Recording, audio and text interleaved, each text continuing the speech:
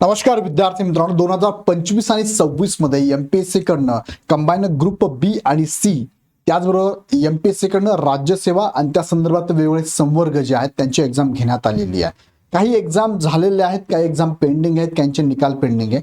So या व्हिडिओच्या माध्यमातून तुम्हाला मी सांगतोय की 2025 आणि 26 ला जाहिरात कधी आली, त्यानंतर प्रिलिम एक्झाम कधी झाली, मेन्स कधी झाली, निकाल कधी लागतोय. हे का सांगतोय? कारण इथून पुढे तुम्ही जर एमपीएससीच्या माध्यमातून एक्झाम देणार असाल तर तुम्हाला सुद्धा एक शेड्यूल बनवता यावं, प्री प्लॅनिंग करता यावं की ऍड आल्यानंतर किती दिवसात प्रिलिमची एक्झाम होते, किती दिवसात मेन्स एक्झाम होते आणि किती दिवसात रिझल्ट लागतो. त्याचबरोबर तुम्ही गट ब अराजपत्रित आणि गट क ह्या दोघांचा एकत्रित अभ्यास करणार असाल तर गट ब च्या जाहिरात आणि गट क च्या जाहिरात किती अंतराने येतात, जेणेकरून अभ्यासाला तुम्हाला व्यवस्थित वेळ मिळतो का, किती वेळ मिळतो, त्याचं नियोजन कसं करावं हे तुम्हाला थोडक्यात या व्हिडिओच्या माध्यमातून कॅल्क्युलेशन करता येईल. नवीन जे विद्यार्थी ज्यांना माहिती नाही किंवा ज्या आता सरळ सेवेच्या एक्झाम एमपीएससी मध्ये वर्ग झालेले आहेत त्या नवीन विद्यार्थ्यांना सुद्धा हा व्हिडिओ महत्त्वाचा असणार आहे. जे ऑलरेडी व्हिडिओ एमपीएससीचा अभ्यास करत आहे, ज्यांना माहिती आहे त्यांना ठीक आहे, माहिती असेल, पण जे नवीन विद्यार्थी आहे त्यांना मात्र याचा थोडासा अभ्यास करावा लागणार आहे. आणि जुने जर विद्यार्थी असेल, तुम्हाला माहिती आहे एमपीएससी नेहमीच आपलं शेड्यूल पाळत नाही. नीट वाक्य मी जाणून बुजून बोलतोय तुम्हाला, एमपीएससी कधीच आपलं शेड्यूल पाळत नाही. इथून पुढे पाळलं तर मानलं. बघूया आपण पुढे काय होते, पण सध्या बघूया की 2025-26 मध्ये ह्या जाहिराती कशा आल्या होत्या, त्या जाहिरातींची परीक्षा कधी झाली, जागा किती होत्या, हा निकाल कशा पद्धतीने लावले, ज्याला मी म्हटलंय की विस्कळीत वेळापत्रक आहे. अंदाजित देतात ते कधीच पाळत नाही. चला बघूया वन बाय वन. पण तत्पूर्वी तुम्हाला सांगू इच्छितो की गट क 2026 ची जाहिरात अपकमिंग आहे. त्याचबरोबर गट ब आणि गट क च्या मुख्य परीक्षा पण अपकमिंग आहे. 12 जुलैला गट क ची एक्झाम पण आहे 2025 ची. सो तुम्ही जर तयारी करत असाल तर तुमच्यासाठी इग्नाइट अकॅडमी ने प्री प्लस मेन्स 2026 आणि 27 साठी तयारी करणाऱ्या विद्यार्थ्यांसाठी ही बॅच लॉन्च केली आहे. तर आपण लक्ष बॅच म्हणतो, ज्यामध्ये सगळी टीम धुरंधर टीम तुम्हाला गायडन्स करणार आहे, ज्यामध्ये अभिजित राठोड सर इथे अवेलेबल बघा, महाराष्ट्रात सुपरिचित असणारे अभिजित सर आहे. त्यानंतर विशाल लोंढे सर, पॉलिटी किंग आपण ज्यांना म्हणतो, दीप्ती नायर मॅडम इथे अवेलेबल आहे. त्याचबरोबर उर्वरित जे आहे इग्नाइट अकॅडमीची ऑलरेडी टीम तुमच्यावर आहेतच. सो आता हे नवीन धुरंधर सुद्धा ह्या बॅच मध्ये तुम्हाला शिकवणार आहे. ह्या बॅचेस तुम्हाला मराठी माध्यमची बॅच ऑनलाईन 15 जूनला आहे, इंग्लिश माध्यमची ऑनलाईन बॅच 17 जूनला चालू होते. ऑफलाईनला तुम्हाला पुणे, छत्रपती संभाजीनगर, नाशिकला सुद्धा चालू झाल्या बॅचेस चालू होणार आहे 18 जून, 16 जून आणि 22 जूनला. ह्या बॅच मध्ये तुम्हाला स्टेट बोर्डच्या पूर्ण बॅच मोफत आहे, प्लस स्टेट बोर्डचे 100 टेस्ट सिरीज पण त्यात मोफत असणार आहे. 1000 plus topic wise, subject wise full length test series आहे. 5 फुल लेंथ टेस्ट सिरीज तुम्हाला अवेलेबल आहे. डाऊट क्लिअरिंग सेशन आहे, काउन्सिलिंग सेशन आहे, 1 to 1 काउन्सिलिंग असणार आहे, पीडीएफ पीपीटी स्वरूपातल्या नोट्स अवेलेबल. हे सगळं तुम्हाला ह्या सेशन मध्ये, ह्या बॅच मध्ये अवेलेबल आहे. कुठेच जायची गरज पडणार नाही. लगेच बॅच जॉईन करा, खाली डिस्क्रिप्शन मध्ये लिंक दिलेली आहे. आता एक शेड्यूल तुमच्या समोर ठेवलंय बघा. मी स्वतः हे नेहमी लक्ष ठेवून असतो एमपीएससी शेड्यूल वरती. सो 2000 राज्यसेवेचं, पहिले राज्यसेवेचं बघूया आपण. आता राज्यसेवेमधून वेगवेगळे गट आहे. तुम्ही ह्या वर्षी जर बघितलं तर टोटल आता 24 वेगवेगळे सेवा गट याच्यामध्ये तयार आलेले आहेत बघा.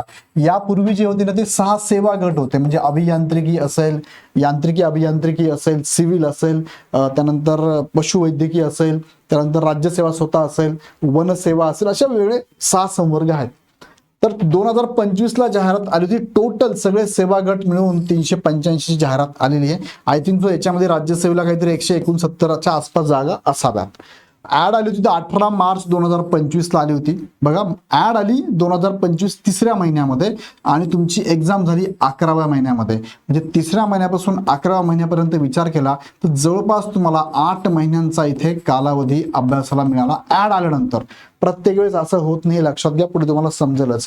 त्यानंतर पुढे प्रिलिम झाल्यानंतर जी मेन्स झाली, ही मेन्स बघा 11व्या महिन्यात ही झाली, पुढच्या वर्षात तिसऱ्या महिन्यात ती झाली आहे. साधारणतः 4 महिन्याचा डिफरन्स तुम्हाला प्री आणि मेन्स मध्ये इथे मिळालेला आहे. आणि मग तुमचा इंटरव्ह्यू झाला बघा. इंटरव्ह्यू जो झाला आहे तिसऱ्या महिन्यात, एक्झाम अपकमिंग शेड्यूल आहे, जुलैमध्ये होणार आहे. म्हणजे झालेला आहे का? हा अजून झालेला नाही. म्हणजे जवळपास तुम्हाला असं म्हणूया की 4 महिन्यांचा अवकाश इंटरव्ह्यूच्या दरम्यान मिळतो बघा, 4 महिने. आणि तुमचा रिझल्ट सुद्धा जुलैमध्येच लागणार. हे सुद्धा सध्या अपकमिंग आहे, पेंडिंग आहे असं म्हणूया. राज्यसेवा 2025 चा निकाल.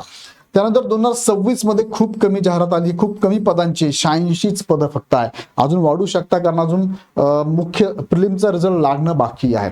सो ऍड आली बघा 24/12/2025 ला आणि प्रिलिम झाली आहे 31/5/2026 ला. इथे जर विचार केला तर 5 महिन्यांचा डिफरन्स आहे बघा. इथे 8 महिने होते, इथे 5 महिन्यांचा आहे. खरं म्हणजे 4 महिने तुम्ही कन्सिडर करायचे. 4 महिने बघा 31/5 पासून मेन्स होणार आहे, ही अपकमिंग आहे, अजून झालेली नाही आहे. मग ऑक्टोबरला होणार आहे, म्हणजे साधारणतः ऑक्टोबर म्हणजे 10वा महिना येतो. इथे 5 महिन्यांचा डिफरन्स तुम्हाला इथे मिळतोय बघा. बरोबर. ही एक्झाम झाली का आता? यस झालेली आहे. ही पेंडिंग आहे, मी इथे लिहून ठेवतो पेंडिंग आहे.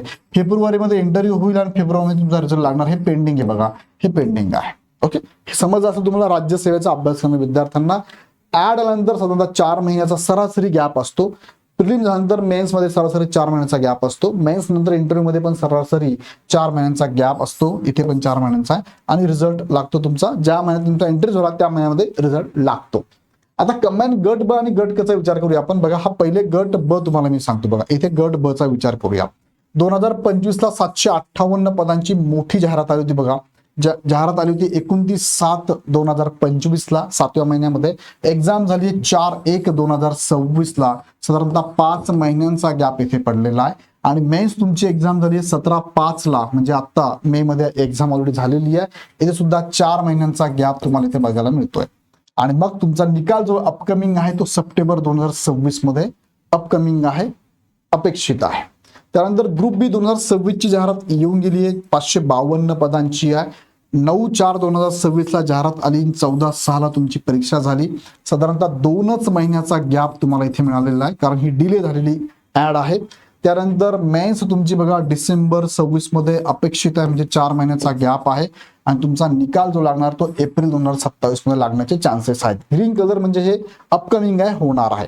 आता हे झालं गट ब. गट क तुम्ही लक्षात घ्या. आता गट क बद्दल मी तुमच्याशी बोलतो बघा. गट क आहे 2025 ची जाहिरात 1884 पदांची होती. 6/10/2025 ला जाहिरात आली आणि 11/1/2026 ला तुमची पेपर झाला. तर तुम्ही ते लक्षात घ्या. 10, 11, 12 आणि 3 म्हणजे 3 महिन्याचा डिफरन्स तुम्हाला इथे मिळालेला आहे ऍड आल्यानंतर. त्यानंतर 12/7 ला अपकमिंग ही मेन्स आहे, अजून झाली का नाही, होणार आहे. ऍड आली ऑलरेडी 7व्या महिन्यामध्ये. 12 जुलैला तुमची एक्झाम होणार आहे. म्हणजे इथे विचार केला तर 6 महिन्यांचा गॅप तुम्हाला ते बघायला मिळतोय. आणि तुमची निकाल लागेल सप्टेंबर 27 मध्ये. आता तुम्ही जर गट ब गट क एकत्रित अनालिसिस केलं तुमच्या लक्षात येईल बघा. मी दोघांचा अनालिसिस तुम्हाला एकत्रित करून दाखवतो ते बघा. पहिले गट ब 2025 आणि गट क 2025 ची ऍड बघा. 29/7व्या महिन्यात ही ऍड आली आहे, 10व्या महिन्यात ही ऍड आली आहे. मात्र एक्झाम बघा, पहिल्या महिन्यात एक्झाम झाली 4 तारखेला आणि पहिल्या महिन्यात एक्झाम झाली 11 तारखेला. म्हणजे एक्झाम डेट जी पेपर काय ऍड आहे, ऍड 3 महिने लेट आली, पण पेपर मात्र एकाच महिन्यात 7 दिवसांच्या डिफरन्स झालेला आहे. गट ब गट क चा अभ्यास करणाऱ्या विद्यार्थ्यांनी लक्षात घ्या. मेन्स पण तुमची बघा ही 17/5 ला झाली आहे आणि एका महिन्याच्या अंतराने ही पण मेन्स तुमची झालेली आहे. गट ब गट क चा अभ्यास करणाऱ्या विद्यार्थ्यांना हे मॅनेज करावं लागणार आहे. सेम 26 ची ऍड मात्र अजून आलेलीच नाहीये. म्हणजे 26 ची ऍड जी गट ब ची आली पण गट क ची नाही आली आहे. का नाही आली तर गट क ची ऍड ज्यामध्ये एमपीएससीनी आता म्हणजे सरकारने आता बऱ्याचशा सरळ सेवेच्या पोस्ट, बऱ्याचशा विभागांच्या पोस्ट ह्या एमपीएससी मध्ये वर्ग केल्या आणि त्याच्यामुळे इथे डिले होतोय. सरळ सेवेच्या पोस्ट इथे ऍड होऊ शकतात गट क मध्ये. त्यांचं शेड्यूल बदलू शकतं, त्यांचा एक्झाम पॅटर्न बदलू शकतो, त्यांचा सिलेबस बदलू शकतो. सिलेबस नुसार सब्जेक्ट नुसार वेटेज पण बदलू शकतं. सो ते अपकमिंग आहे, ते अजून एमपीएससीनी वर्कआउट चालू आहे. एमपीएससीने अजून शो केलेलं नाही आहे, ते अपकमिंग आहे, येईल असते.